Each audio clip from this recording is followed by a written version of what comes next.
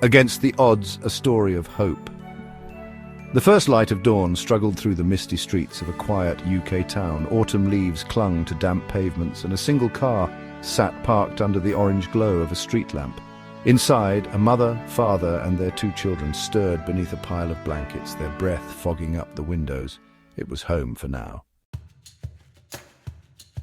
The inside of the car smelled of damp clothes and stale air, the remnants of yesterday's meal still in a plastic bag on the floor. The mother shifted carefully, mindful not to wake the children who were curled up tightly, their small bodies seeking warmth against the unforgiving chill. The father sat upright in the driver's seat, rubbing the sleep from his eyes before glancing at the dashboard.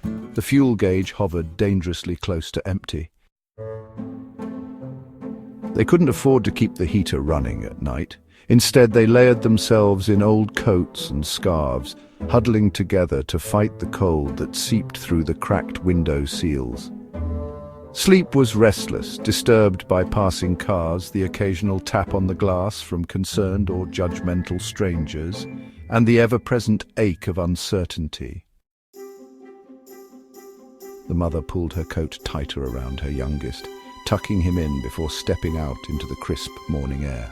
Her breath turned to mist as she stretched her stiff limbs. The father joined her, stretching as well, and they exchanged a silent glance, one of determination. There was no time to dwell on their situation. The day had begun and they had to keep moving. At a nearby public restroom, they freshened up as best as they could. The mother brushed her daughter's hair with her fingers, tying it into a neat ponytail. The father splashed cold water on his face, wiping away exhaustion, but not the worry etched into his features. They avoided the mirror. Seeing their reflection, tired, worn, struggling, would only make it harder to push forward.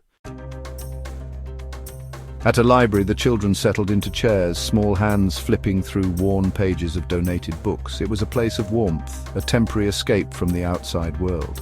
Their mother sat beside them, skimming through housing applications, her heart heavy yet hopeful. Every form required proof of address, something they did not have. Across town, the father scanned notices outside a job agency, his reflection staring back at him from the glass. Work was hard to come by, but giving up was not an option. Hours passed.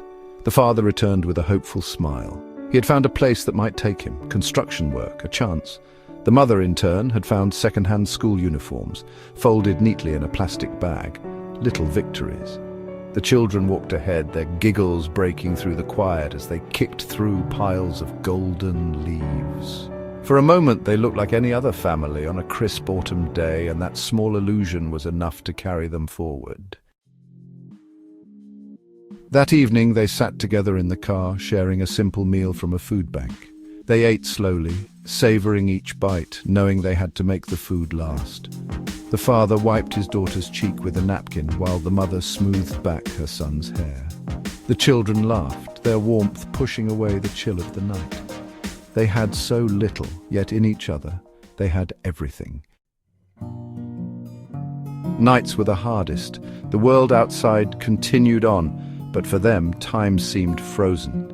They whispered plans in hushed voices, careful not to wake the children. The father spoke of his new job, of the possibility of saving enough for a deposit on a small flat. The mother clung to his words, needing to believe in the hope he was offering. Days turned to weeks, and slowly, things began to change. The father left early in the mornings, returning home with hands calloused but a heart lightened by purpose. The mother filled out forms, made calls, and searched endlessly for a place to call their own. The children, now with backpacks, skipped ahead to school, their faces bright with hope. They never spoke of the car they still called home. Instead, they spoke of the future. A warm house, real beds, and a kitchen where they could sit together without shivering. Then one evening it happened. The key turned in the lock of a modest flat. As the door creaked open, the children ran inside, their laughter echoing off the empty walls. The mother stood frozen for a moment, tears brimming in her eyes. The father wrapped an arm around her shoulders, pulling her close. This was it, the beginning of something new.